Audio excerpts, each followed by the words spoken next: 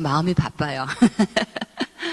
한 학기에 공부하는 거를 여러분들한테 지금 10주에 하니까 이게 좀 바쁘게 가야지 돼서 죄송해요. 좀 천천히 반복하면서 오늘 신해산 하나만 하고 끝나면 여러분들이 충분히 익히고 가시는데 우리는 이거 광야 다 끝나고 가나안까지 정복해야 되거든요, 오늘. 그래서 제가 신발 잘 신으시라 그랬잖아, 그래서.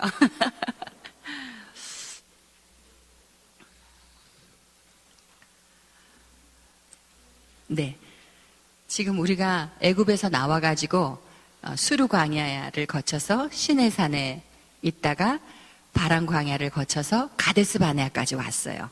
머릿속에 좀 이렇게 지도가 그려지고 옮겨지시면 참 좋은 거예요. 그래서 처음에는 잘 몰라도 또 책 찾아보고 또 이렇게 해보고 그러시면서 점점 새겨지시면 됩니다. 자, 가데스 바네아에서의 첫 번째 사건이 민수기 13장, 14장에 나오는 12정탐꾼 사건이라 그랬어요. 그거를 꼭 기억해 주세요. 네.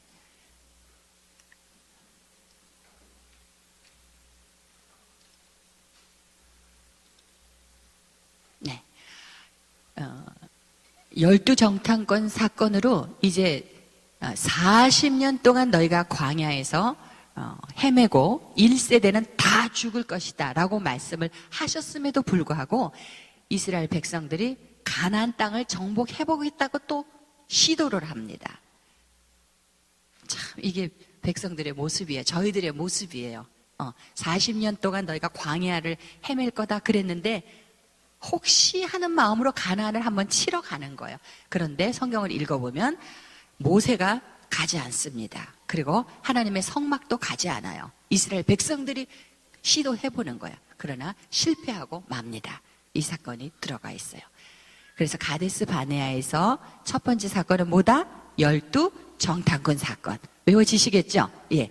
그 다음에 나오는 것이 이제 13장부터 20장까지인데 15장쯤 오면 아직 들어가지도 않은 가나안 땅에서 이런 제사를 지내라 그러면서 레위기에 있었던 말씀들 제사법 이렇게 또 반복이 돼요. 그러니까 하나님은 미리 다 아시는 거예요. 아직 너희가 육체적으로 가나안 땅을 정복하고 있지 않지만 너희가 그곳에 들어갈 것이 하나님은 먼저 아시는 거예요. 아멘. 아멘. 그래서 믿음은 바라는 것들의 실상이고 보지 못하는 것들의 증거라 그랬어요. 다 일어난 다음에는 믿는 게 아니에요. 그건 보고 아는 거죠. 믿는 거는 일어나기 전에 믿는 거예요. 그 다음에 나타나는 것이 고라와 다단의 반역입니다. 여기서 주목을 좀 해주세요. 이 고라가 다단이 레위 자손이에요. 그래서 성막에서 하나님을 섬기는 일을 하는 사람들입니다. 그런데 이 고라와 다단과 아비람 온 이 사람들이 반역을 일으켜요. 그러면서 백성의 지도자 250명과 합세를 해가지고 모세를 대적합니다. 여호와께서 우리와도 함께 계시는데 너희 분수에 지나치지 않느냐? 이렇게 얘기해요. 왜 너희 스스로 높이느냐 하면서 모세를 대적합니다. 와, 이렇게 되자 모세가 너희 레위 지파고 하나님의 성전에서 성막을 이렇게 섬기는 것이 작은 일이냐? 이렇게 다시 질문을 해요. 고라와 다단에게. 하나님께서 그 말씀을 다 들으셨습니다. 그래서 모세에게 말씀하십니다. 백성들을 고라와 다단의 장막에서 피하게 하라. 떠나게 하라. 그래요. 그리고는 땅이 입을 쭉 벌려갖고 고라와 다단 이 사람들의 장막이 사람들이 살아있는 채로 땅속에 들어가요. 저는 이거 생각하면 아찔한 거예요.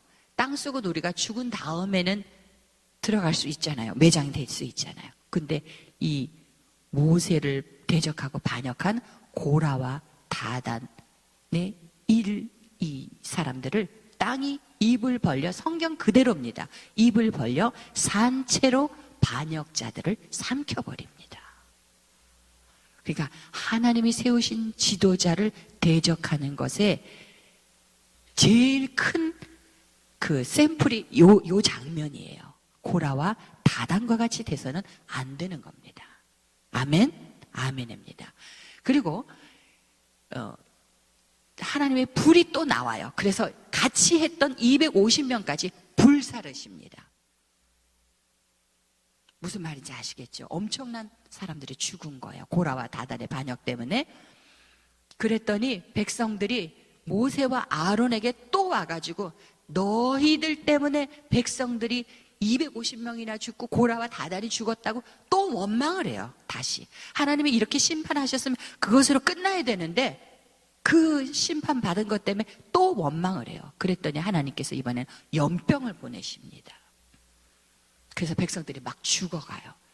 그때 모세가 아론을 보고 백성과 하나님 사이에 향로를 들고 기도하게 합니다. 그러자 연병이 그쳤지만 이미 죽은 사람이 14,700명이더라 라고 성경이 기록을 하고 있어요. 그래서 고라와 다단의 반역, 이거는 지도자를 대적하는 그 아주 상징적인 사건으로 여러분들이 기억을 하시면 됩니다. 이렇게 모세와 아론, 하나님이 세우신 지도자를 반역하자 그 다음 장인 17장에 가면 하나님께서 이스라엘 12지파의 대표들의 지팡이를 가지고 오게 합니다. 그래서 12지팡이를 하나님의 그 법궤 앞에 놓게 해요. 그리고 그 다음날 아침이 됐어요. 이 지팡이라는 건 나무가 죽은 거잖아요. 생명이 없는 거예요. 근데 아론의 지팡이에서 움이 나고 싹이 터서 꽃이 피고 살고 열매가 맺혀 있어요. 하룻밤 사이에.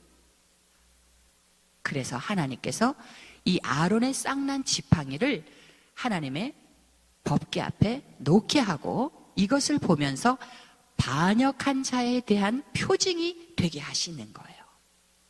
할렐루야. 예. 좀 마음이 되게 이게 무거워지더라고요. 이렇게 공부해 보면. 아, 하나님께서 이렇게 처리하셨구나. 그리고 나서 18장, 19장에는 백성들뿐 아니라 제사장에 대해서 주시는 말씀이 나옵니다.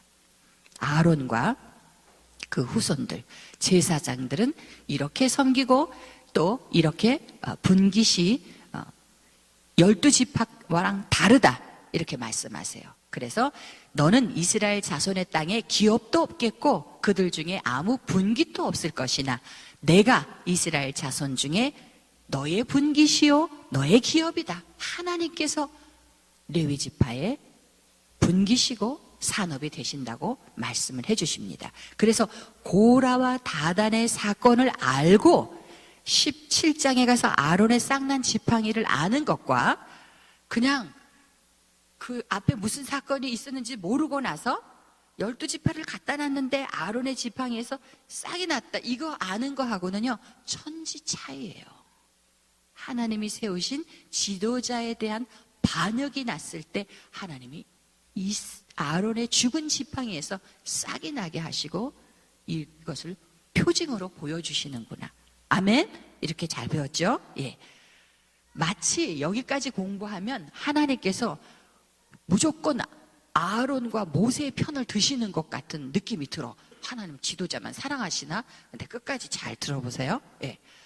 18장, 19장까지 가고 20장에 가면은 무리바 물사건이 두 번째로 나타납니다. 아까 반석을 쳐서 물을 낸 곳 한 번 있었죠? 어디였죠? 응? 르비딤. 좀 어렵죠? 예. 르비딤. 아까 수르 광야에서 마라, 엘림, 신광야, 르비딤 했잖아요. 르비딤에서 반석을 쳐서 물이 나왔고 아말렉과의 전쟁했고 1150부장 얘기했잖아요. 천부장제도. 그게 르비딤이에요. 지금 두 번째 무리바 물사건이 나옵니다. 어디서? 가데스 바네아에서. 이게 중요해요. 백성들이 또 마실 물이 없다고 원망합니다. 그런데 하나님께서 모세에게 이렇게 말씀하십니다. 너희는 반석에게 명령하여 물을 내라. 어떻게 해서? 명령하여. 반석을 치라 하고 명령하여 하고는 다른 거죠. 그죠? 그래서 이 반석은 이미 이렇게 갈라져 있는 반석이라고 또 더 공부하신 목사님이 또 설명을 해 주시더라고요. 아무튼 하나님은 반석을 명령하여 물을 내라 했는데 이 모세와 아론이 모세가 어떻게 하냐면 지팡이를 들고 반석을 2번을 내리치면서 우리가 너희를 위하여 물을 내랴 이렇게 말하는 것이 성경에 기록되고 있어요. 근데 그 장면이 우리가 너희를 위해서 물을 내랴 이런 톤이 아니에요. 명령하라 그랬는데 반석을 2번 내리치면서 우리가 너희를 위하여 물을 내랴 이렇게 했어요. 이 반석에서 물을 내는 게 모세예요? 아니죠. 마치 모세는 자기가 반석에서 물을 내는 것처럼 했어요. 이 사건 때 하나님께서 잠깐만 하고 모세와 아론을 멈추십니다. 그리고는 제일 마지막에 있는 말씀을 하세요. 너희가 나를 믿지 아니하고 이스라엘 자손의 목전에서 내 거룩함을 나타내지 아니한 고로 너희는 이 회중을 내가 그들에게 준 땅으로 인도하여 드리지 못하리라. 모세와 아론은 가나안 땅에 들어가지 못해 이렇게 하신 거예요. 모세가 애굽에서부터 이 백성을 이끌어와서 가나안 땅에 들어가는 영순이잖아요. 영순이 제일 먼저 들어가야 되는 사람이 모세잖아요. 근데 이 가데스 바네아에서 무리반 물사건으로 인해서 하나님이 모세를 가나안 땅에 들어가지 못한다고 말씀하시는 거예요. 잘 말씀을 보세요. 거룩함을 나타내지 않았어요. 그러니까 백성들 앞에서 모세와 아론이 그 분노를 그대로 드러낸 거예요. 하나님이 반석을 명하여 이렇게 했음에도 불구하고 2번을 내리치는데 제가 상상의 날개를 펴보니까 정말 노여워하는 그걸로 내리친 것 같아. 그래서 여기서 제가 아이고 주의 종은 하나님의 지도자들은 무슨 일이 있어도 백성들 앞에서 하나님의 거룩함을 가려서는 안 되겠구나. 정말 그 추한 모습이라든지 그 분에 찬 모습을 드러내서는 안 되겠구나를 여기서 결심을 한 거예요. 무슨 말인지 아시겠죠? 구역장님도 마찬가지야. 구역장님도 마찬가지야. 구역 식구들 앞에서 이렇게 분내서 이렇게 하면 안 된다는 거예요. 그러니까 어느 그룹이나 이 지도자들이 여기 말씀에 또 한번 교훈을 얻어야 되는 거예요. 아까 고라와 다단의 사건으로는 아론의 지팡이에서 싹이 날 정도로 하나님이 지도자를 높여주셨어요. 그렇지만 하나님께서 지도자가 잘못할 때는 이렇게 또 심판하시는구나. 그래갖고 할 말이 없어요, 제가. 하나님은 한편만 편이 아니라니까요. 무슨 말인지 아시겠죠? 그래서 이 사건으로 말미암아 곧 그 아론이 죽습니다. 호르산에서 죽게 돼요.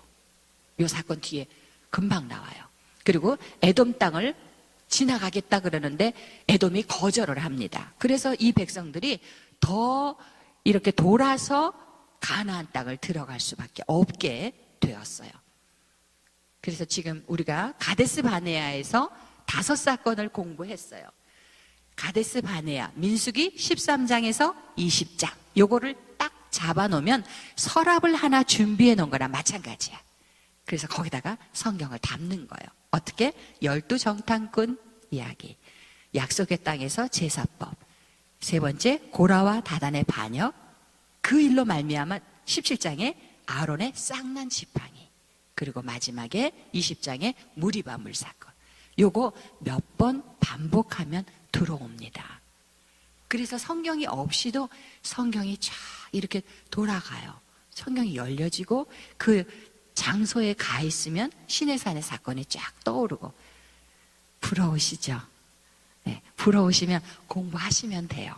그래서 저는 이렇게 한번 KTX 탄 것처럼 촥 하고 지나가고, 그 다음에 이제 USB 이 PPT를 사셔서, 교회에서 사셔서, 목사님, 전도사님들이 많이 계시니까 성경을 정말 같이 공부해 보시면 1년 내내 하시고 5년 하시고 10년 하셔도 계속 할 거리가 있어요. 왜 그런지 아세요? 제가 그렇게 강의를 해보니까 구약을 강의하는 동안에 신약이 또 잘 잊어버려져. 신약을 또 몇 달 강의를 하면 구약을 또 잊어버리는 거야. 그래서 계속해도 계속 할 수 있는 거예요. 그리고 할 때마다 점점 더 알게 되니까 재밌어지고. 아멘? 예. 성경을 알고 내일 이제 주일 예배를 들으시면 성경을 아는 것만큼 은혜를 받게 돼 있어요. 아멘. 예. 믿으시기 바랍니다. 예. 저희가 임상을 통해서 이게 다 나온 거예요. 너무 재밌어요. 이 가데스 바네아 중요하다 그랬죠? 12정탐꾼 사건 어디에서 일어났다고요? 가데스 바네아, 민수기 13장, 14장, 2장에 딱 되어 있어요. 40년이 광야 생활이 된 것이 바로 요 가데스 바네아 12정탐꾼 사건 때였구나. 이렇게 기억을 하시기 바랍니다. 그 다음에 이제 그 에돔이 못 지나가게 해서 모압 평지로 이렇게 돌아가야 돼요. 사해 밑으로 해서 그걸 모압 가는 길 이렇게 제목을 붙였어요. 여기서는 민수기 21장 한 장인데 3가지 사건이 정리가 됩니다. 어렵지 않아요. 자, 모압 가는 길. 지도로 보니까 딱 보이죠? 예. 자, 아랏을 점령해서 호르마라고 이름을 붙이는 것이 첫 번째 사건이고요. 이게 잘 안 먹히네. 네. 자, 아랏을 점령해서 그것을 호르마라고 이름을 붙였어요. 그리고 두 번째가 잘 아시는 불뱀 사건이 나옵니다. 이스라엘 백성들이 에돔을 가로질러서 가나안으로 안 가고 돌아가니까 우회하니까 또 원망하고 불평을 해요. 그때 하나님께서 불뱀을 보내십니다. 원래 광야는 불뱀이 많았어요. 지금까지는 하나님이 보호하셔서 뱀이 없게 왔는데 이제 하나님이 그 원망과 불평을 들으시고는 그냥 놔버리십니다. 그래서 불뱀이 이스라엘 진영에 갔어요. 백성들이 물려서 죽습니다. 그래서 모세가 또 기도해요. 그래서 하나님께서 불뱀을 높은 장대에 만들고 그것을 바라보는 자들마다 나을 것이라. 그래서 놋을 갖고 뱀을 만들어서 모세가 장대 위에 달립니다. 그리고 그것을 바라보는 자마다 낫게 돼요. 이 놋뱀은 예수 그리스도의 상징이고 예표예요. 어떻게 아냐고요? 요한복음 3장에 가면 니고데모라는 그 공회원과 이야기를 하면서 인자가 놋뱀과 같이 장대에 높이 달려야 될 것이라고 예수님이 말씀하십니다. 예수님의 입을 통해서. 그래서 이 놋뱀이 예수 그리스도의 상징인 것을 우리가 알 수가 있습니다. 아멘? 아멘. 놋뱀 사건. 그 다음에 두 번째가 요단 동편을 정복하게 되는 계기가 생겨요. 뭐냐면 아모리 왕 시혼과 이스라엘이 싸우게 됩니다. 하나님이 이스라엘이 이기게 해주셨어요. 그래서 아르논에서 야복강까지 차지하고 헤스본이라는 곳에 이스라엘 백성들이 머물게 됐어요. 조금 있다가 지도 나면 헤스본 보여요. 그리고 두 번째 바산 왕 옥. 이 두 왕 이름을 될 수 있으면 외워놓으시면 좋아요. 아모리 왕 시온, 바산 왕 옥. 됐죠? 이 바산 왕 옥하고는 좀 북쪽인 에드레이에서 싸우면서 하나님께서 이스라엘로 이기게 하십니다. 그래서 요단 동편의 땅을 차지할 수 있는 계기가 되는 거예요. 누구한테 이겼기 때문에? 아모리 왕 시온과 바산 왕 옥을 이겼기 때문에. 아멘? 네. 지도가 이제 나오면 잘 보세요. 지도가 여기, 그 다음 지도에서 볼까요? 네. 자, 너무 작네. 지도 조금 수정할게요. 그래서 에드레이는 저 위에 있고 헤스본은 비스가 느보산 그 위가 헤스본이에요. 그래서 요단 동편을 정복할 수 있는 그 시작이 된 게 아모리 왕 시온과 바산 왕 옥을 쳤기 때문이다. 이렇게 기억을 하시면 돼요. 그래서 모압 평지 가는 길에는 3가지예요. 호르마 점령했고 불뱀 사건, 그리고 아모리 왕 시온과 바산 왕 옥을 쳐서 요단 동편의 땅을 차지하게 된 거예요. 그리고 드디어 요단 동편 모압 평지를 들어가게 됩니다. 그래서 성경 범위가 민수기 22장에서 다 끝났네요. 36장까지. 민수기가 여기서 끝나거든요. 창출, 민수사 중에서 창출 끝났고 민이 끝나는 지금 요 시간이에요. 민수기의 마지막을 보는 거야. 장소가 어디라고요? 모압 평지. 그래서 요렇게 외워서 성경 범위를 딱딱 잡을 줄 알면 민수기 22장에서 36장 아무 장을 읽어도 지금 어디에 와 있다? 모압 평지에 있다는 걸 알게 되는 거예요. 그래서 좀 이게 성경이 아주 조직적으로 머릿속에 들어오고 지리적으로 감각이 이제 생기는 거예요. 자, 모압 평지. 8가지 사건이 일어납니다. 그런데 어렵지 않게 외우실 수 있어요. 어떻게 외우냐면 발바 이슬 삼미두에, 그러니까 한 5번 10번 하니까 입에 붙어가지고 발바 이슬, 그 글자 앞자리를 따서 외우는 거예요. 발바 이슬 삼미두에. 뜻은 없어요. 그냥 발바 이슬 삼미두에. 그럼 성경 여행으로 모압 평지 공부하셨네요. 이렇게 소통이 되는 거예요. 됐죠? 네. 하나씩 볼게요. 자, 첫 번째가 22장에서 24장 모압 평지에 가면서 첫 번째 큰 사건이 터지는 게 발람 사건입니다. 많이 들어는 보셨을 거예요. 발람. 자, 이 이스라엘 백성이 지금 아모리 왕 시온과 바산 왕 옥을 치고 요단 동편으로 올라가려 그러자 여기에 있던 모압 왕이 두려워진 거야. 이스라엘을 지금 치고 우리 쪽을 향해서 오니까. 그래서 발람, 모압 왕 이름이 발락이에요. 좀 헷갈리시겠지만 발락, 모압 왕이 저기 메소포타미아 지역에 발람이라는 사람을 불러옵니다. 이 사람은 선지자 비슷한 사람이에요. 그래서 메소포타미아 지역에서 발람을 불러오면서 뭐라고 이야기를 하냐면 이스라엘을 저주해달라고 불러옵니다. 왜? 지금 모압으로 올라오니까 두려운 거예요. 그래서 발람을 불러다가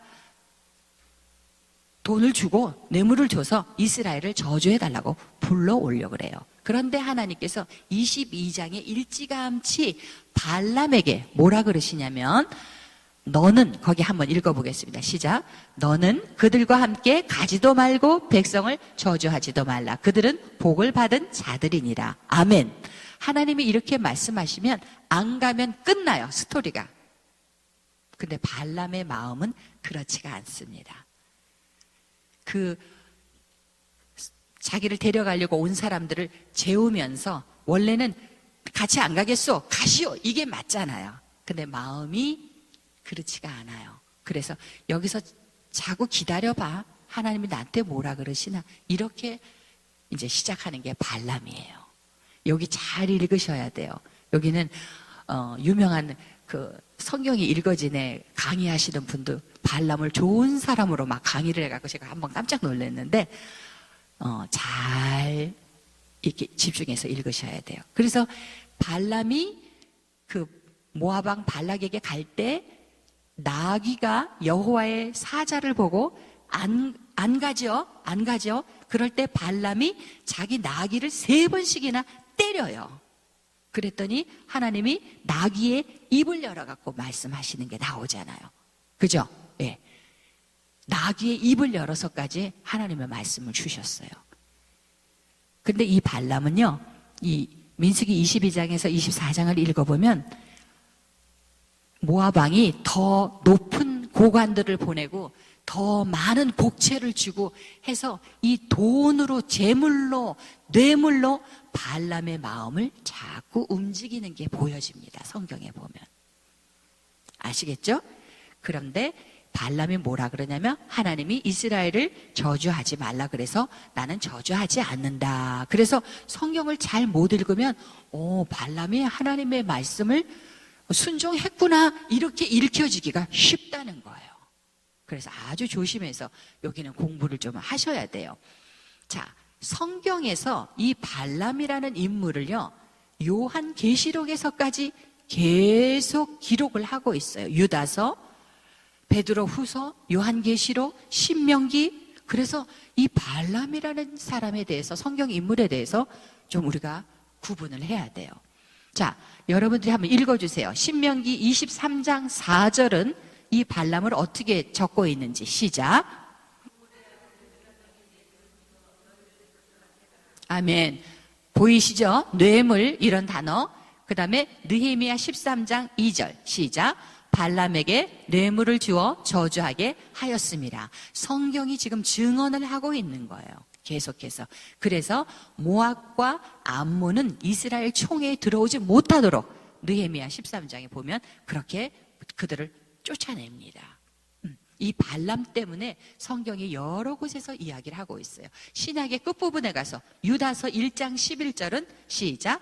싹을 위하여 발람의 어그러진 길로 몰려갔으며 라고 기록을 하고 있고, 그 다음에 베드로 후서 2장 15절 시작.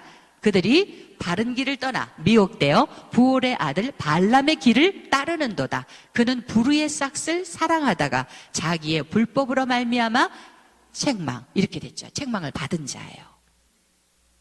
아, 발람은 뇌물, 불의의 싹 이런 것 때문에 하나님의 길을 가지 못한 사람이구나. 기억하세요. 발람 잘 공부해 주시기 바랍니다. 두 번째 사건이 바알부올 사건인데 이게 왜 이렇게 안 넘어가지? 네, 바알부올 사건. 이스라엘 백성들이 지금 어디에 왔어요? 요단 동편 시딤이라는 장소에 왔습니다. 시딤 기억해 주세요. 여호수아 때도 나오고 계속 나와요. 시딤에 왔는데 여기에 모압 여자들이 자기 신들을 제사하고 음식을 먹으면서 이스라엘 남자들을 초청했는데 거기 가서 함께 제사드리고 음식을 먹는 음행을 저지르는 거예요. 이스라엘 남자들이. 그래서 모세가 바알부올, 이게 뭐냐면 바알신을 섬기는 거예요. 바알부올에 가담한 자를 죽이라 이렇게 명령을 내렸어요. 그래서 바알부올, 이 음행한 사람들을 죽이고 있는 이때에 시물이라는 사람이 모압 여자 고스비를 데리고 장막 안으로 음행을 하러 들어가는 장면을 딱 본 거예요. 지금 바알부올에 참가한 사람들을, 가담한 자를 죽이고 있는 그때에도 두려워하지 않고 이방 여인, 미디안 여인 고스비를 데리고 장막에 들어가는 이 이스라엘 남자 이름을 성경이 기록을 하고 있어요. 시므리와 여자는 고스비예요. 왜 고씨인지 모르겠어. 난 싫어 그래서. 그런데 들어갈 때 아론의 아들이 엘르아살이고 그 아들이 비느하스거든요. 그래서 아론의 손자 비느하스가 창을 들고 한 창에 이 남자와 여자를 꿰뚫어요. 그래서 죽여버립니다. 제가 말씀드렸죠. 하나님의 마음으로 한 거예요. 하나님의 질투심으로 한 거예요. 그래서 하나님께서 연병으로 사람들이 죽어갔는데 이렇게 비느하스의 이 창으로 두 남녀를 죽이자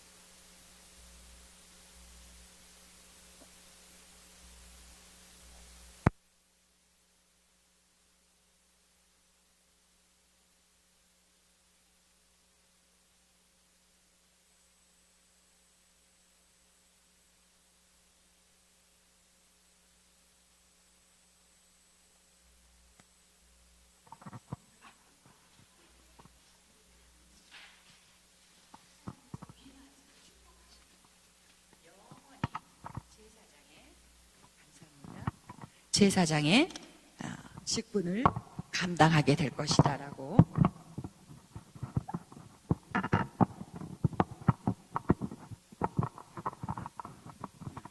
비느하스를 통해서 레위 지파가 다시 축복받는 말씀이 나오고 있습니다. 이해되시죠? 예.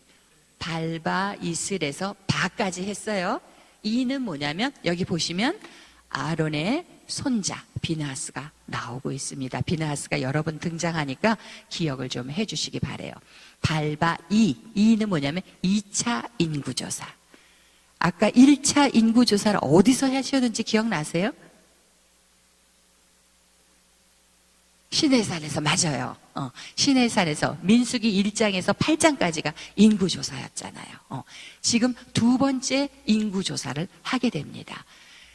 두 번째 인구조사에서 나온 숫자가 60만 1730명이에요. 40년 동안 1세대가 다 죽었음에도 불구하고 1차 인구조사에 비해서 2차 인구조사 때도 이스라엘 백성이 그다지 숫자가 줄지 않았어요. 한 1500명 차이 나나요? 그 정도밖에. 그러니까 하나님께서 이 민족을 지켜주신 거죠. 네 번째, 발바 이슬에서 슬로보앗의 딸들,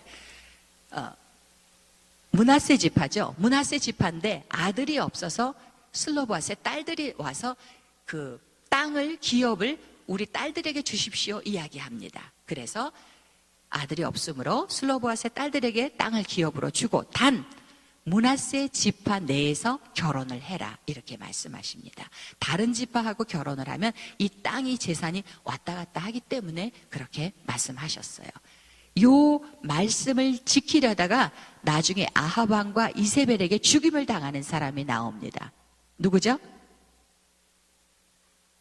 나봇의 포도원 사건. 나봇이라는 사람이 나와요. 그때 기억을 하시기 바랍니다. 발바 이슬 3대 절기가 나오죠. 그 다음에 3미. 하나님께서 31장, 민수기 31장에 가면 미디안을 진멸하라 그러세요. 그런데 그것도 고스비 사건 때문에 이스라엘 자손의 원수를 미디안에게 갚으라 이렇게 말씀하세요.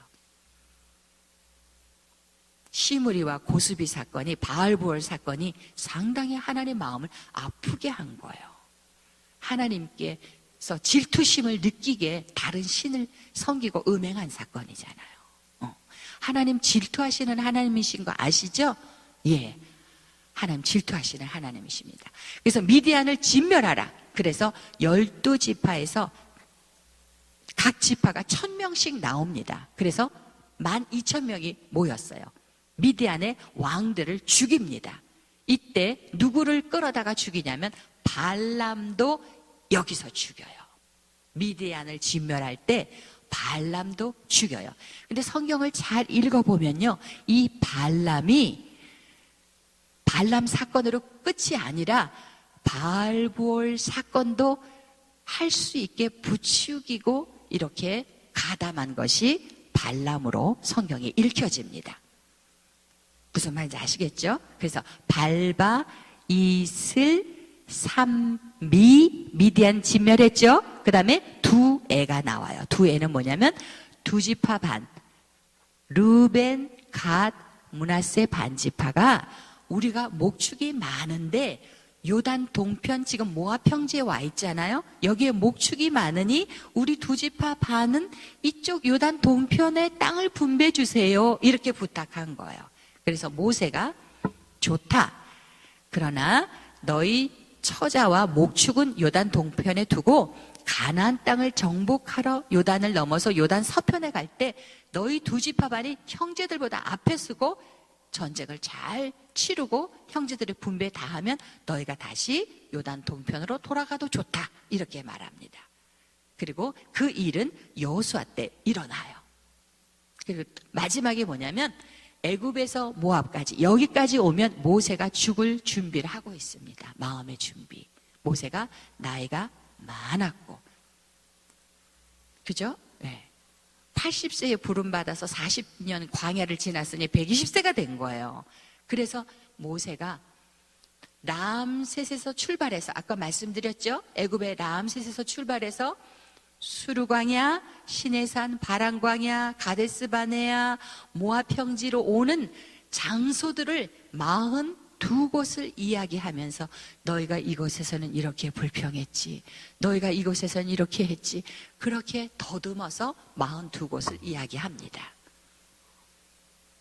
그러면서 불순종한 1세대는 광야에서 다 죽었지, 불순종하면 약속의 땅에 들어갈 수 없어, 이렇게 말하는 것이 나옵니다.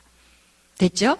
그래서 모압 평지에서 8가지 사건인데 발바, 이슬, 산미, 두에만 외우고 있으면 이게 또 기억에 나니까 얼마나 감사한지 모르겠어요. 그래서 우린 지금 다 어디로 와 있어요? 모압 평지. 모세가 죽을 때가 거의 다 된 거예요. 됐죠? 그래서 발바, 이슬, 산미, 두에 이렇게 외웠어요. 죽기 전에 마지막 유언으로 쓴 책이 신명기라 그랬잖아요. 신명기. 그래서 신명기를 공부해야 되는데 이게 또 복습이 내가 다 했는데 또 나오네. 시내산, 바란광야, 가데스 바네아, 그리고 모압 가는 길, 놋뱀 사건, 요단 동편 두 왕 점령한 거, 그리고 모압 평지 8가지 사건 나왔죠? 네. 그리고 해보면 그렇게 뭐 못할 건 없어. 해보면 이거 돼요, 여러분들도. 그래서 신명기가 마지막에 들어가게 됩니다. 간단하게 볼게요. 신명기는 34장으로 되어 있어요. 그리고 모압 평지에서 모세가 죽기 전에 유언처럼 기록한 책입니다. 모세가 120세가 되었으나 기력이 쇠하지 않고 눈이 어둡지 않더라고 기록이 되고 있죠. 근데 이 백성들을 애굽에서부터 끌고 광야까지 와서 지금 요단 동편에 왔는데 그동안에 너희 있었던 일 좀 잘 좀 잊어버리지 말고 기억해라, 이런 마음으로 쓴 것 같아요. 그래서 1장에서 4장은요 광야에서 있었던 일들을 또 얘기합니다. 12정탐꾼 때 니네가 그렇게 했지, 금송아지 사건 시내산에서 이야기하고 이렇게 이야기하면서 교훈해요. 그리고 5장에서 26장까지는 율법이 집약적으로 들어가 있어요. 뭐 전쟁에서 제외되는 자, 뭐 안식일을 지키지 않는 자, 11조 드려야 되고 막 이런 율법, 해라 하지 마라, 이게 집중적으로 되어 있는 것이 요 가운데 두 번째 설교입니다. 3편의 설교식으로 여러분들이 기억을 해주시면 돼요. 신명기라는 책을. 그리고 마지막에는 이제 앞으로의 삶에 대해서 이야기하고 있습니다. 그렇게 해서 신명기가 끝나고 광야 시대가, 출애굽 광야 시대가 끝난 거예요. 할렐루야. 정말 열심히 따라와 주셔서 너무 감사드려요. 자, 제가 질문 한 몇 개만 하고 여기에 대답하시면 오늘 공부하신 걸 잘 기억하시는 거예요. 출애굽 광야 시대 전체 성경 범위는 출애굽기 1장에서 할렐루야, 권사님들 최고시다. 민수기 36장까지 크게 보면, 그렇죠? 출애굽만 보면 출애굽기 1장에서 15장까지, 그렇죠? 그 다음에 광야는 출애굽기 15장에서 민수기 36장까지. 그래서 광야는 어디 거쳤다? 수르광야, 시내산, 바란광야, 가데스 바네아, 모압 가는 길, 모압 평지. 그것만 하시면 끝나는 거예요. 할만하시죠? 네, 감사합니다. 모세는 죽었어요. 신명기 마지막 34장에 보면 모세가 죽습니다. 눈이 쇠하지 않고, 기운이 쇠하지 않고, 눈이 흐리지 않아도 죽음에도 순종한 사람이 모세예요. 신약에 모세를 히브리서 11장 믿음의 전당 책에 그 페이지에 모세가 등극을 하게 됩니다. 모세는 하나님과 얼굴도 대면하여서 본 사람이라고 기록을 하고 있어요. 그 이후에 그런 지도자가 없다 그랬어요. 그래서 모세가 정말 귀하게 쓰임받은 지도자였구나. 이제 모세는 없습니다. 갔어요. 그 다음에 창출민까지 끝났죠. 그 다음 책이 뭐예요? 수지요, 여호수아서. 그래서 여호수아서 24장을 갖고 정복시대를 하면 오늘은 우리가 잘 공부해서 출애굽 광야 정복까지 온 거예요. 그래서 정복시대를 보겠습니다. 자, 신정시대를 지금 열심히 우리가 여행을 하고 있어요. 창조시대, 족장 시대, 출애굽 광야 시대. 지금 끝났다고요. 그죠? 그 다음에 뭐예요? 정복 시대. 성경 분량은요, 여호수아서 1장에서 24장. 됐죠? 예. 조금만 하면 끝납니다. 여호수아서 24장. 솔직히 말해서 여호수아서 언제 읽으셨어요? 1장에서 24장까지. 얼마나 기억하세요? 자신 없으시죠? 그러니까 오늘 아주 똘망똘망하게 보시고 공부하시면 여호수아서는 이런 책이야 라고 여러분들이 가르쳐 줄 수가 있어요. 그래서 보겠습니다. 모세의 뒤를 이어서 이제 여호수아가 등장을 합니다. 죽기 전에 여호수아에게 이렇게 안수했거든요. 자, 여기 한번 읽을까요? 첫 번째 문장 시작. 여호수아서는 하나님께서 아브라함에게 약속하신 가나안의 정복이 성취되는 책이다. 아멘. 이해되시죠? 네. 두 번째, 여호수아서는 가나안 땅의 대적들과 싸워 가나안 땅을 어떻게 정복하는지, 그리고 12지파가 어떻게 가나안 땅을 분배하는지 보여준다. 아멘. 이게 여호수아서의 다예요. 정복과 분배입니다. 아시겠죠? 예, 땅을 정복해서 12지파가 어떻게 분배하는지, 그게 바로 여호수아서예요. 그리고 이 가나안에 7족속이 살고 있는데, 이게 노아의 세 아들 중에 함의 아들 가나안, 그 족속들이라고 말씀드렸죠. 그래서 이 가나안 족속들이 부요와 다산의 신을 섬기고 있었어요. 바알을 섬기고 아세라를 섬기고 아스타롯을 섬기는 그 가나안 족속을 하나님께서 물리쳐라 이렇게 말씀하셨어요. 이스라엘이 공의를 행해서? 아니요. 가나안 족속이 이방신을 섬기고 있기 때문에 이 땅에서 쫓아내라고 하신 거예요. 아시겠죠? 네. 젖과 꿀이 흐르는 약속의 땅은 하나님의 말씀을 믿는 믿음이 요구됩니다. 그래서 다른 사람은 못 들어갔어요. 20세 이상의 모든 남자는 죽고 단 2사람. 누구? 여호수아와 갈렙. 그리고 2세대가 성장을 해서 들어가는 거예요. 그래서 우리가 이렇게 성경 공부하는 이유도 자꾸 성경을 알고 여호수아와 갈렙과 같은 신앙을 가져야 되겠다. 그래서 나에게 가나안 땅은 무엇인가? 모든 분들이 다 꿈이 있으셔야 돼요. 특히 믿는 분들은 그것이 가나안 땅이에요.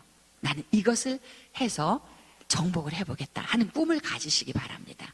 네, 절대 늦지 않았어요. 지금은 100세 시대라 60세면 아직도 40년이 남았다고 생각하면 정말 어떨 때는 아찔해요. 40년 어떻게 더 살지 하고 70세에 은퇴하신 목사님이 이제 다 했다고 생각하고 누가 부탁하면은 이 교회 가서 한번 설교하고 저 교회 가면서 한번 설교했대요. 근데 어느 날 나이를 보니까 95세시더래. 근데 아직도 정정하시더래. 그래서 은퇴하고 70세부터 내가 뭘 했어도 될 걸 했다 이렇게 후회하셨대잖아요. 우리 선배님들을 삶을 통해서 우리의 삶이 이렇게 나아질 수 있다고 봅니다. 그렇죠? 예. 자, 그래서 여호수아는 모세의 몸종이었잖아요. 그죠? 성경에 그렇게 나옵니다. 모세는 여호와의 종으로 나오고 여호수아는 모세의 시종으로 나와요. 여호수아서 1장에 들어가면, 자, 먼저 큰 빅픽처로 봅시다. 여호수아서가 24장이다. 오늘 알으셨어요? 반을 뚝 자르세요. 12장은 가나안 정복을 어떻게 하는지 그 내용이에요. 그리고 13장에서 24장은 그 땅을 12지파가 어떻게 분배하는지를 공부하시는 거예요. 이해되신다 안 되신다? 되신다. 그죠? 네. 가나안 정복은요, 여호수아서 1장에서 5장은요 모세의 뒤를 이어서 여호수아가 지도자로 계승하는 이야기가 나와요. 그리고 요단강을 드디어 건너갑니다. 됐죠? 그리고 가나안 땅을 어떻게 정복하냐면 중부, 남부, 북부 이렇게 3번을 쳐요. 우리나라가 6.25 전쟁 때 인천 상륙작전 누가 했죠? 메가더 장군이 했어요. 이게 바로 중부, 허리를 치는 거나 마찬가지잖아요. 메가더 장군이 크리스찬이었을 것 같아. 그리고 여호수아서를 좀 알았던 것 같아. 진짜. 여러분, 훌륭한 지도자들 중에요, 믿음의 사람이 거의 대부분입니다. 성경을 아는 분들에게 하나님께서 지혜도 주시고 아이디어도 주시는 거예요. 여호수아가 중부, 남부, 북부를 치게 되는 스토리입니다. 그래서 보겠어요. 그리고 뒤에는 12지파가 어떻게 땅을 분배하냐면 2지파 반, 2지파 반, 7지파 이렇게 12지파가 분배하는데 이제 설명을 처음부터 드릴게요. 1장에서 5장은 여호수아가 모세의 뒤를 이어 지도자로 계승하는 이야기가 나옵니다. 자, 1장부터 보겠습니다. 1장에 가면 이 율법책을 내 입에서 떠나게 하지 말고 그 말씀을 다 지켜 행하라. 그리고 여호수아서 1장에 여러 번, 3번인가 반복되는 말씀이 나와요. 강하고 담대하라. 두려워하지 말며 놀라지 말라. 이걸 한마디로 하면 쫄지 말라. 이렇게 된대요. 안 웃으시네. 웃어야지 되는데. 강하고 담대하라. 두려워하지 말고 놀라지 말라를 한 단어로 어떻게 하라고요? 쫄지도 말라. 그래서 솔직히 여기 안 계시니까 말하는데 우리 남편이 목사님이신데 저보다 어떨 땐 더 소심할 때가 있어요. 그래서 내가 쫄지도 말고 이렇게 이제 막 옆에서 말씀드릴 때가 있거든요. 모세와 같이 큰 종을 섬기던 여호수아가 자기가 지도자가 되니까 오 마이 갓 이렇게 된 거예요. 내가 모세처럼 이스라엘을 이끌어갈 자신이 없어요. 그래서 아마도 여호수아가 굉장히 소심한 B형 남자였을지도 몰라. 그러고 있으니까 하나님께서 두려워하지 말라, 강하고 담대하라 계속 말씀을 주시는 거예요. 믿어지시죠? 믿어지셨죠? 네, 믿어져요 저는. 그래서 지도자가 되는 게 1장의 이야기예요. 그리고 여호수아서 2장에 가면 아까 모세는 가데스 바네아에서 각 지파 대표 12명을 스파이로 가나안 땅을 보고 와라 이렇게 정탐하고 와라 했는데 여호수아는요 2명의 정탐꾼을 보내요. 어디로? 여리고로. 그렇죠, 여리고로. 뭐 성경이 아시니까 이렇게 얘기가 통하잖아요. 이 가나안 땅의 첫 성인 여리고성을 정탐하고 오라고 여호수아는 2명의 정탐꾼을 보내고 이 2명의 정탐꾼은 여리고의 기생 라합의 집에 숨게 됩니다. 이 기생 라합은 영적인 안목이 있었어요. 왜? 하나님이 어떤 하나님인지를 알았어요. 이 이방 땅에 살면서. 어떻게 그 믿음이 생겼냐? 하나님께서 홍해를 갈라서 이스라엘 백성들이 마른 땅같이 홍해를 건넜다는 이야기를 듣고 믿었어요. 그리고 아모리 왕 시온과 바산 왕 옥을 쳐서 요단 동편을 차지해왔다는 이야기를 듣고 믿었어요. 믿음은 들음에서 나며. 믿음은 어떤 거라고요?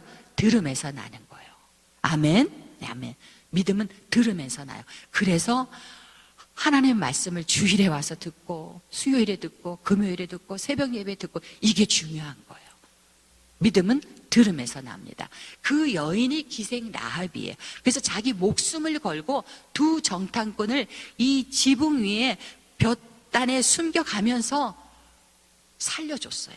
그렇죠?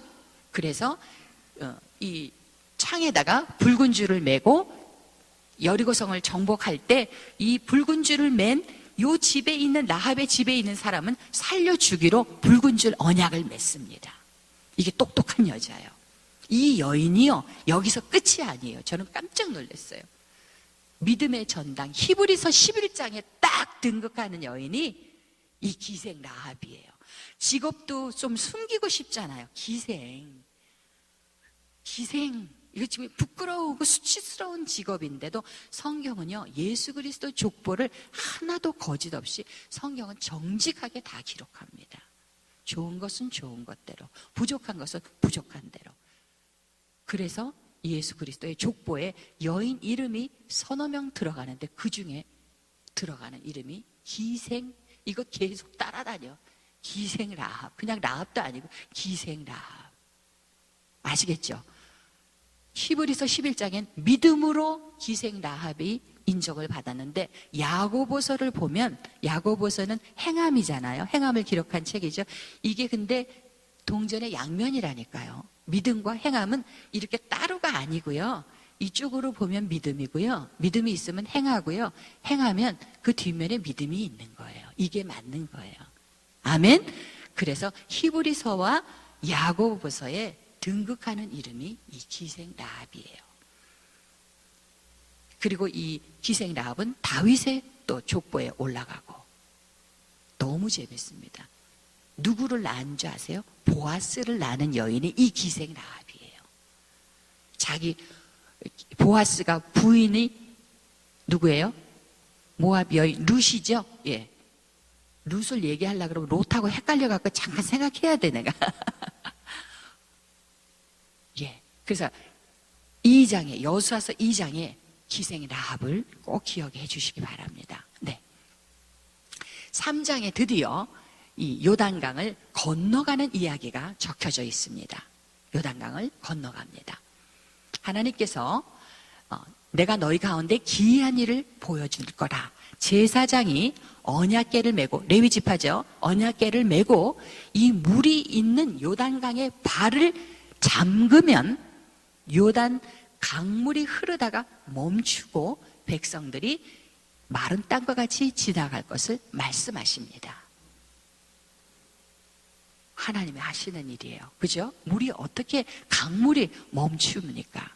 그래서 요단강을 건너가는 이야기가 3장에 있어요. 그런데 건너갈 때 12지파에게 명령합니다. 각 지파는 요단강에서 돌을 하나씩 가져오라 그래요. 그래서 요단강을 다 건너서 모인 장소가 길갈이에요. 어디라고요? 길갈이요. 길갈이 여호수아서에서 굉장히 중요한 장소라 아셔야 돼요. 그러니까 시딤에서 출발해서 요단강을 건너서 도착한 곳이 길갈이구나. 이 12개의 돌을 가지고 기념비를 세웠어요. 왜냐하면 후손들이 나중에 이 기념비를 보고 이게 무슨 돌입니까? 할 때 우리가 요단강을 건널 왔다. 아니 자손들이 요단강 물이 저렇게 출렁거리는데 우리가 여기를 마른 땅까지 건너왔다 그러면 믿겠어요? 안 믿잖아요. 그래서 이 물속에서 가져온 돌로 기념비를 세워놓은 거예요. 물속에 있는 돌은요, 이 흙에 있는 돌하고 다르죠. 매끈매끈하잖아요. 그래서 하나님께서 우리 조상들을 요단강을 마른 땅같이 건너게 했다는 그 기념비를 세우게 하신 거예요. 어디에다가? 길갈. 길갈에 지금 5가지가 나올 거예요. 그래서 제가 여기서 묵상을 해보니까 우리도 그래요. 우리 이제 자녀들이 또 자녀를 낳아서 지금 손주들이 다 웬만하시면 있으시잖아요. 그러면 할머니 할아버지의 신앙에 뭐 열매가 있어야 돼. 보여줘야 돼. 아니 교회를 평생 다니셨는데 아직도 집사님은 못 되셨으면 이건 좀 부끄럽게 생각해야 되는 거예요. 사실은 이게 무슨 뭐 사장되고 회장되는 그런 문제가 아니라 신앙에 뭐라 그래야 되죠? 섬김을 보여주는 거잖아요. 헌신이잖아요. 그렇죠? 그래서 나는 자녀들에게 이것이 너희에게 보여줄 기념비다 할 게 있어야 되는 거예요. 나는 이렇게 하나님 섬겼어. 너 봤지? 내가 병이 났을 때 하나님이 나 치료해 주시는 거 너 봤지? 야, 내가 이렇게 한 거 봤지? 이렇게 기념비가 있어야 되겠구나 생각을 한 거예요. 아멘? 아멘입니다. 그리고 두 번째, 이 광야에서 태어나고 어린 남자들은 할례를 못 받고 여기까지 온 거예요. 그래서 부싯돌을 갖다가 할례를 행하라. 그래서 길갈에서 할례를 행합니다. 할례, 아브라함 때부터 시작했죠. 창세기 17장에 나왔어요. 그러니까 공부를 잘하면 배운 것들이 기억에 남아있기 때문에 이렇게 연결이 돼요. 됐죠? 그 다음에 유월절을 지킵니다. 그동안 광야 생활을 하면서 애굽에서 나올 때 이 절기를 꼭 지켜라 했던 유월절을 못 지켰던 것 같아요. 그래서 유월절을 지키는 이게 영적인 회복을 지금 보여주고 있는 거예요. 그리고 그 땅에서 나는 가나안 땅에서 나는 소산물을 먹자 하늘 양식인 만나가 이제 그쳐버립니다. 아, 그렇구나. 그렇구나. 그리고 5번째가 여호와의 군대 장관이 와서 여호사를 만나게 됩니다. 그래서 길갈은 중요한 것이고 5사건을 기억을 해야 돼요. 기념비, 할례, 유월절, 만나 그침, 그리고 여호와의 군대 장관. 됐죠? 그러고 나서 6장부터가 중부 치는 이야기가 나오는 거예요. 6장에서 8장까지가. 자, 치러 갑니다. 중부. 어떻게 정복을 하느냐? 지금 2장에서 힌트가 나왔죠? 기생 라합, 어디에 살고 있었어요? 여리고. 그래서 여리고를 치는 것이 중부의 시작이에요. 아, 그러면 여호수아서 6장은 언제든지 여리고성이 등장하겠구나. 맞습니다. 그렇게 성경을 기억을 해가는 거예요.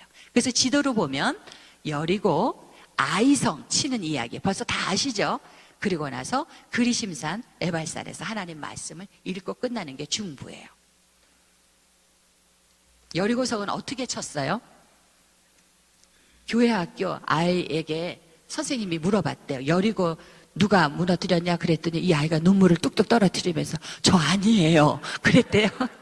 그래서 선생님이 너무 재밌어갖고 장로님한테, 장로님 글쎄 우리 교회 학교에서 이렇게 얘기해서 아이가 그랬어요. 그랬더니 장로님이 얼굴이 굳어지시면서 나도 아닌데 그러셨대잖아요. 이거는 웃자고 하는 얘기지만 성경 좀 아셔야 돼요. 아셔야 돼. 우리가 그래도 전문인이잖아. 전문적으로 믿는 사람인데. 네. 그래서 여리고성 정복이 여호수아서 6장에서 8장까지 이야기가 나오는데, 제사장이 일곱 양각 나팔을 불면 하루에 한 바퀴씩 여리고성을 도르라 그랬어요. 그리고 7째 날에는 7바퀴를 돌아. 근데 그 마지막 바퀴를 도를 때 나팔 소리를 듣고 백성들이 크게 소리를 외치면 여리고성이 무너집니다. 이 소리 진동으로도 무너질 수 있다고 과학적으로 샌프란시스코에서 증명을 해놓은 게 있지만 우리는 그거 과학적인 증명 없어도 믿잖아요. 하나님이 하시면 여리고성이 무너집니다. 그래서 하나님께서 여리고성을 그렇게 무너뜨리시면서 이때 말씀을 주셨어요. 저는 이 말씀을 읽으면서 마치 에덴 동산에서 동산의 모든 나무 실과는 먹을 수 있으나 동산 중앙에 있는 선악을 알게 하는 나무 실과는 먹지 말라. 먹는 날에는 반드시 죽으리라. 그 말씀 하셨죠. 그 말씀이 생각이 나더라고요. 한번 그래서 여러분들이 읽어주셔야 되겠어요. 여호수아서 6장 18절에서 19절 시작.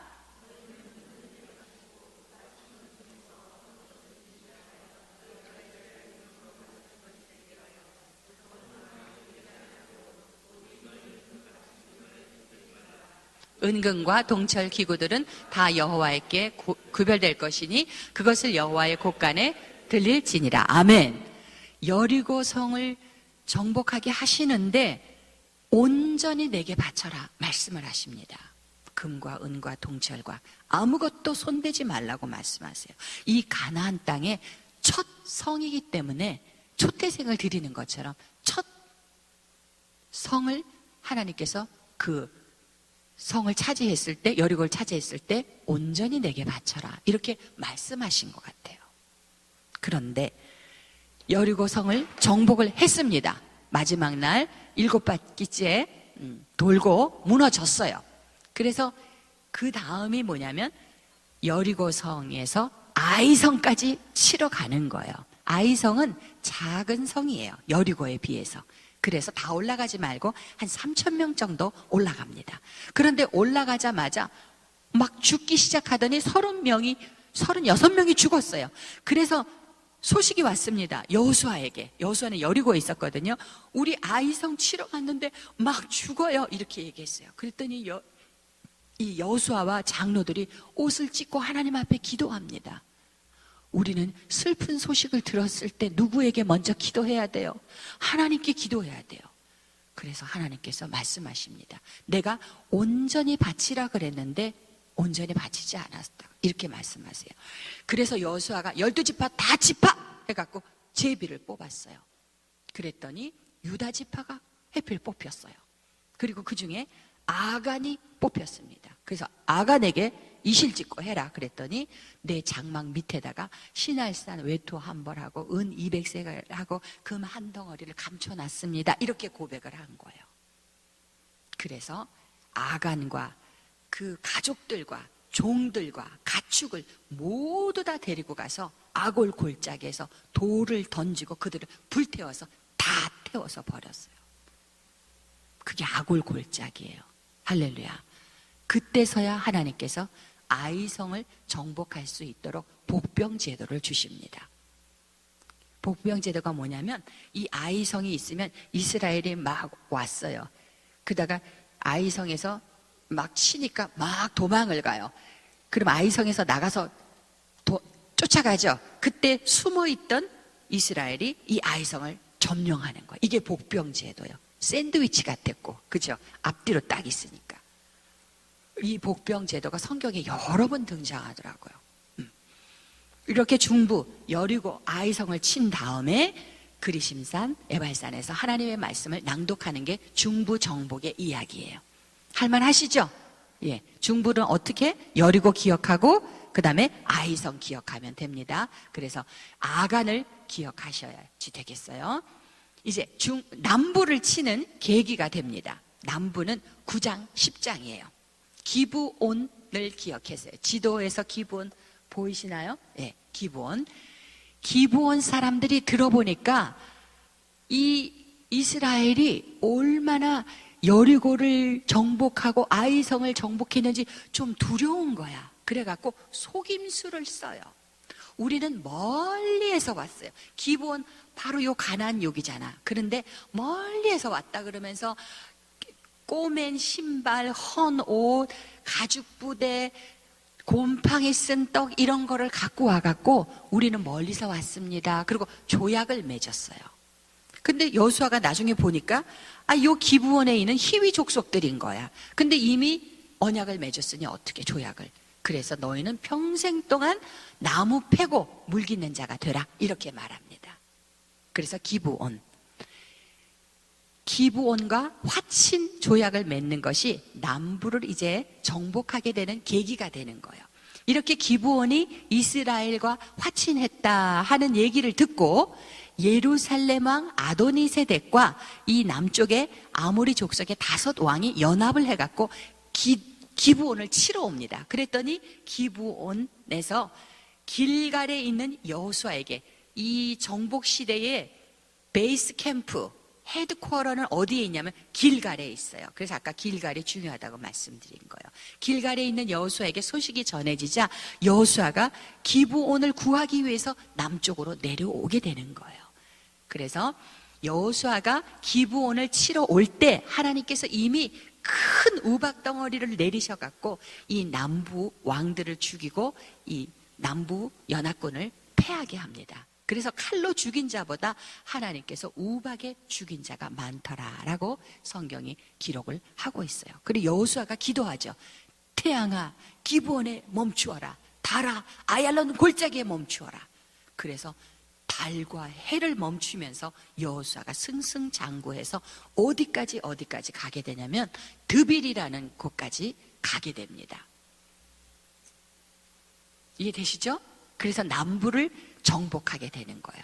그래서 막게다 굴에서 이 연합군 왕들을 다 죽입니다. 그리고 마지막에 드빌까지 정복을 하는 것이 남부 정복이구나.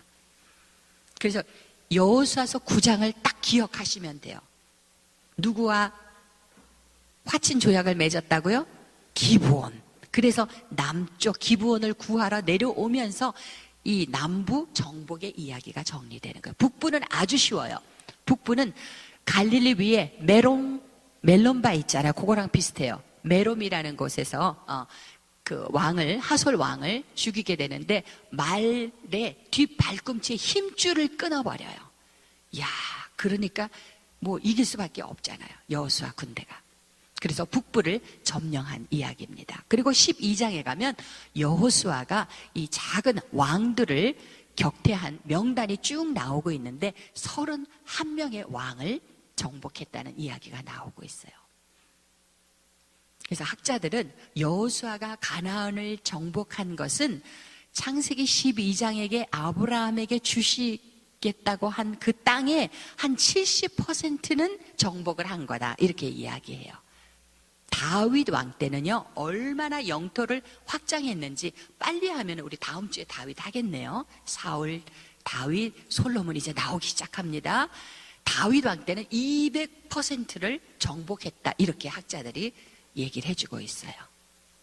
됐죠? 네. 그래서 1장에서 12장은 정복에 대한 이야기였어요. 정복은 어떻게 했다? 중부, 남부, 북부로 했다. 13장부터 24장은 분배, 이 땅을 어떻게 분배하는지 책에 지도가 나와 있고 PPT도 지도로 보겠습니다. 이렇게 외우세요. 2지파 반, 2지파 반, 7지파. 그러면 12지파가 끝나요. 분배를 1차, 2차, 3차 받은 거야. 우리 아파트 분양도 뭐 1차 분양, 2차 분양, 3차 분양 하는 것처럼 이 가나안 땅도 1차 분양, 2차 분양, 3차 분양 이렇게 된 거예요. 그래서 1차 받은 그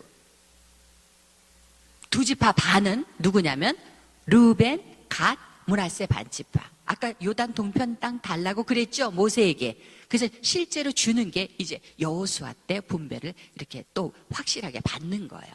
이해되시죠? 그 다음에 2지파 반은요, 지금 정복 시대의 지도자가 누구라 그랬죠? 여호수아와 갈렙이라 그랬죠. 여호수아가 에브라임 지파예요. 그리고 갈렙은 유다 지파예요. 그래서 두 번째 2지파 반 누가 땅을 분배받아요? 갈렙이 속한 유다 지파, 여호수아가 속한 에브라임 지파, 그리고 남아있던 므낫세 반지파. 이러면 외워져요. 아, 2지파 반, 2지파 반. 그리고 남은 7지파가 땅을 분배받게 됩니다. 지도에서 보시면 확연히 보여요. 1차 분배받은 르우벤, 갓, 므낫세 반지파. 요단의 동편이죠. 예, 여기가 길르앗 산지가 있고 아주 그 기름진 곳이에요. 그 다음에 2차 2지파 반은 누구다? 유다 지파 보이세요? 에브라임 지파 보이세요? 므낫세 반지파. 그리고 그 사이에 7지파가 있어요. 이게 제가 지도 오랜만에 그려보는데 한번 그려볼게요.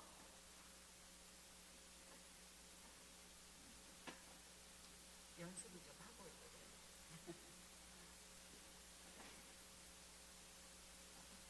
요렇게 그리는 게 이쪽이 지중해고요. 여기 갈멜산이 있어서 지도를 그릴 때, 이스라엘 지도를 그릴 때 요렇게 그립니다. 그죠? 갈멜산. 그리고 여기서 평형되는 여기가 갈릴리예요. 요단강이 흐르고 아래가 사해죠. 그래서 요단 동편에 2지파 반이 먼저 땅을 분배받죠. 누구라고요? 르벤, 갓, 므낫세 반지파. 므낫세 지파 중에서 반은 요단 동편의 땅을 분배받은 거예요. 그리고 갈렙이 속한 무슨 지파? 유다 지파. 그리고 여호수아가 속한 에브라임 지파. 그리고 므낫세 반지파가 또 땅을 분배받았어요. 그래서 2지파 반, 2지파 반이 받았죠. 7지파가 남아있죠. 예. 여기 7지파를 이렇게 해서 시계 모양으로 한 바퀴 돌리시고, 그 다음에 요 사이에 단 지파가 들어가고 베냐민 지파가 들어가요. 그리고 시몬 지파는 유다 속에 있다가 나중에 이게 합쳐집니다. 시몬 지파는 유다 지파 속에 그냥 속해버리게 돼요. 됐죠? 이걸 어떻게 외우시냐면 2지파 반, 2지파 반은 됐는데 7지파가 문제잖아. 어떻게 외우는지 잘 보세요.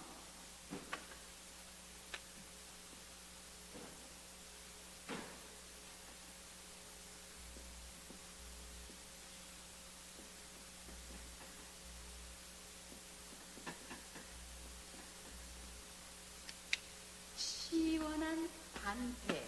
배는 제가 먹어보니까 미국, 유럽, 아시아 통틀어서 나주배가 최고예요.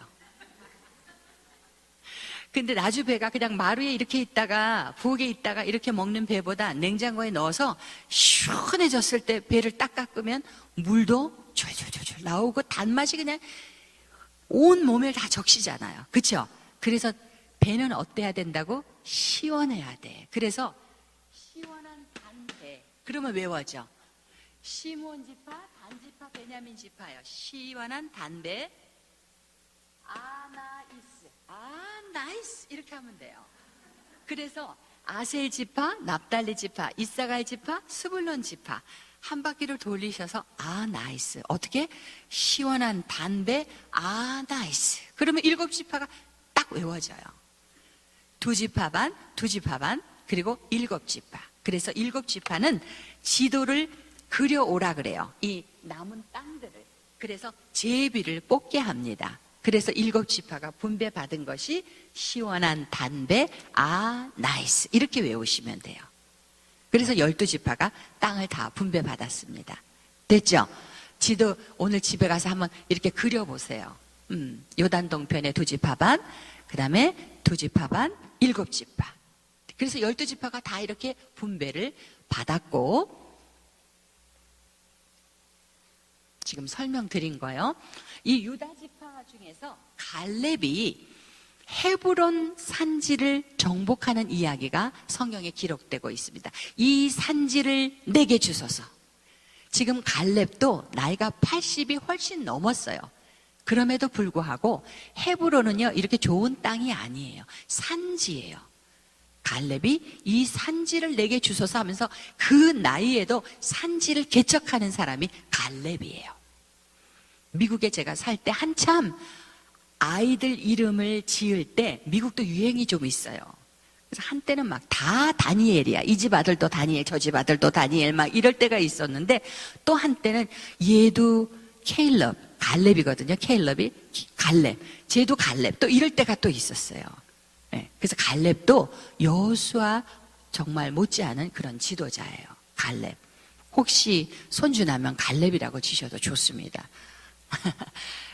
이 산지를 내게 주소서 해서 갈렙이 이 헤브론을, 여기 헤브론을 갈렙이 차지하게 됩니다. 그리고 갈렙이 그 아까 남부 정복할 때 드빌이라고 있었죠. 제일 남쪽에 드빌을 정복할 때 누가 이 성을 정복하면 내 딸 악사를 주겠다, 이렇게 조건을 걸었어요. 그래서 온니엘이라는 사람이 드빌을 정복하고 갈렙의 딸 악사하고 결혼을 합니다. 그러니까 갈렙의 사위가 된 거죠. 누구라고요? 온니엘. 해보세요. 온니엘. 왜냐하면 다음 주에 할 6명의 6대 사사 중에 첫 번째 사사가 온니엘이에요. 그래서 한번 알아두면 좋습니다. 됐죠? 네. 그리고 7지파는 어떻게 외웠다고요? 시원한 단배, 나이스 하면서 머리를 한번 이렇게 돌리시면 화살이 돌아가면서 외워져요. 됐죠? 네. 나이스. 12지파가 이렇게 땅을 분배받았구나. 이거를 기억하고 있으면 룻기 읽을 때도 유리하고, 그 다음에 사사기의 17장에서 21장 읽을 때 굉장히 유리합니다. 단, 베냐민 지파 이런 거 나올 때 유리합니다. 그래서 다음 시간에 우리 사사시대에 들어갈 거거든요. 이렇게 잘 공부하시고, 12지파가 다 분배받은 다음에 누가 분배를 받냐면 레위 지파가 분배를 받습니다. 12지파에 속하지 않았죠. 왜? 여호와가 기업이라 그랬죠. 그래서 레위 지파는 별도예요. 땅의 분깃이 없어요. 그 대신에 48개의 성읍과 6개의 도피성을 받게 됩니다. 도피성이 뭐죠? 부지 중에 사람을 죽였어요. 의도가 없었어요. 근데 부지 중에 죽이게 됐어요. 이 사람들에게 은혜를 주는 거예요. 도피성으로 피하면 목숨을 살려주는 게 도피성이에요. 이 도피성 6개가 요단 동편의 3곳에 있어요. 골란, 라못, 베셀. 그래서 외우려면 골라베 이렇게 외워지면 되더라고요. 그리고 게데스, 세겜, 헤브론 3곳에 또 있어요. 세해 이렇게 외우면 돼요. 꼭 외우신 분은 외우는데 그냥 6개의 도피성이 있다 이것만 알으셔도 진짜 너무 충분합니다. 그래서 레위 지파는 12지파처럼 땅에 분깃이 없지만 전 지역에 48개의 성읍에 레위 지파가 다 있어요. 모든 곳에 다 있습니다. 그래서 저는 교회 같아요. 레위 지파가. 그렇죠? 예. 레위 지파의 땅은 없어도 모든 지파에 48개의 성읍을 갖게 되고 6개의 도피성을 분배받는 것이 레위 지파예요. 이해되셨죠?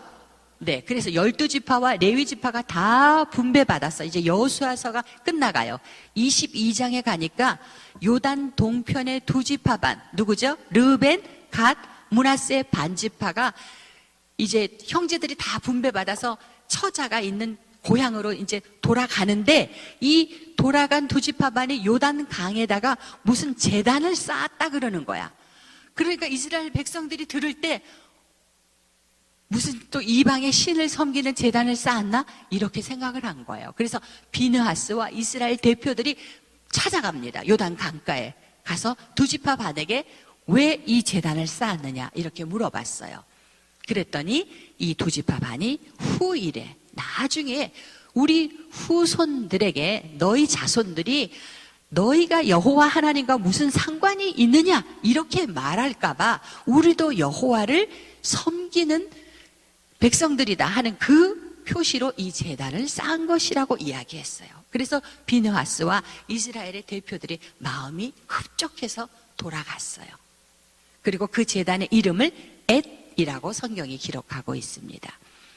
뒤에 읽어보실까요? 이 제단 이름을 엣이라 하고 우리 사이에 이 제단은 여호와께서 하나님이 되시는 증거로 삼는다 해서 이 제단의 이름을 붙이고 2지파반이 요단 동편으로 돌아갔어요. 그리고 여호수아서의 제일 마지막 2장 23장과 24장은 모세가 유언하고 신명기를 기록한 것처럼 여호수아가 2장을 통해서 이스라엘 백성들에게 부탁을 합니다.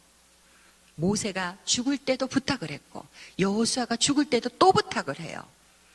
이방인들과 관계하지 말고 통혼하지 말아라. 그 이유는 아시죠? 그들의 신을 섬기기 때문에, 우상 숭배를 하기 때문에 그걸 또 당부를 합니다. 그러면서 여호수아가 너희가 수고하지 않은 땅과 세우지 않은 성읍과 너희가 심지 않은 포도원과 감람원에서 이 열매를 먹지 않느냐 이렇게 얘기해요. 그래도 너희가 이 땅의 신이 좋으면 그들을 섬겨라. 너희들 오늘 섬길 자를 택하라. 그러나 나와 내 집은 오직 여호와 하나님만 섬기겠노라. 여호수아서 24장 15절에 이 유언의 말씀을 남기고 가는 거예요. 그래서 어록이에요. 이게 어록. 여호수아의 어록. 오직 나와 내 집은 여호와만 섬기겠노라. 아멘. 그리고 돌을 세워서 이스라엘 백성들과 증거를 세워놓고, 얼마나 안 믿어오면 돌까지 세워서 증거 돌을 세우고 여호수아가 눈을 감고 갔겠어요. 여호수아도 아마 110세인가 이렇게 갔거든요. 그래서 이 여호수아서에 기록된 정복시대, 정복전쟁은 학자들에 의하면 약 7년 정도로 이렇게 보고 있습니다. 그래서 여호수아서까지 끝내서 오늘 긴 시간 정말 함께 해주셔서 감사드리고요. 오늘은 출애굽해서 광야를 거쳐서 가나안 땅까지 정복하고 마쳤습니다. 감사합니다. 네.